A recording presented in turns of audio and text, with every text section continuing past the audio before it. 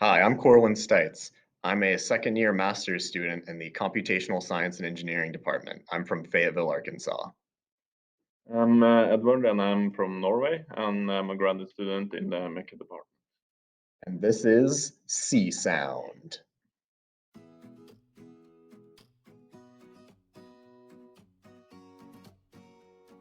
Sound velocity profiles describe the speed that sound travels in water as a function of the depth of the water. These profiles are important because the speed of sound in water can vary greatly depending on the characteristics of the water medium, such as temperature, salinity, pressure, and pH. If someone wants to generate a sound velocity profile, they need to travel to the location of interest and perform a bathymetry reading in order to obtain the information required to make a profile.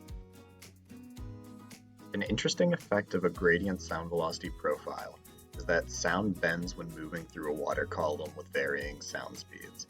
This phenomenon causes sound to often travel in unique ways when moving through the ocean. This means an accurate sound velocity profile is crucial when sending or receiving underwater acoustic transmissions in order to ascertain the source and/or destination of the signal. A large database of sound velocity profiles is maintained by the National Oceanic and Atmospheric Administration. This data will provide training data for the project. We hope to use this data to generate a model to predict a sound velocity profile for a geographic point selected by the user. This tool will allow the user to predict a potential sound velocity profile without needing to travel to the location and perform the measurements. Being able to easily predict a sound velocity profile anywhere in the world has many real-world applications. Submarines use sound velocity profiles to effectively use their sonars to navigate and to avoid detection. Autonomous underwater vehicles rely on sound velocity profiles to effectively communicate with their operators and other vehicles via sound waves.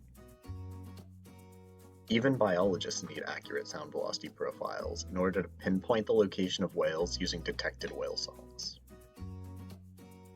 The first step will be to use WinSCP to access the data from the NOAA database via File Transfer Protocol and bring it locally onto a machine. We'll then use MATLAB for most of the heavy lifting.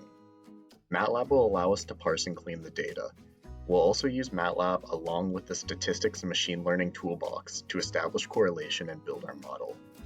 Finally, we'll use MATLAB to create a user interface where the user can input locations and view predictions.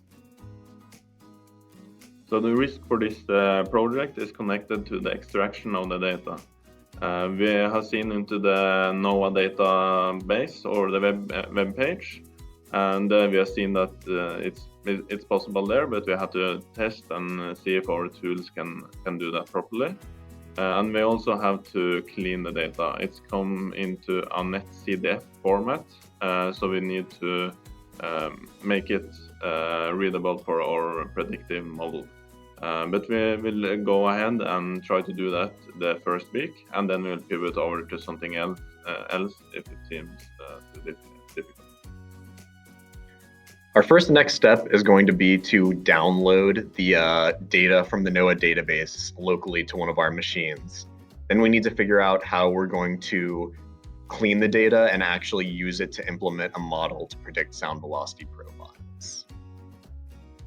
And we also need to look into the tools we presented in this video, for example, MATLAB, and see maybe it's other tools that are better for different parts of the project. Yeah, so that is something we'll do in the project.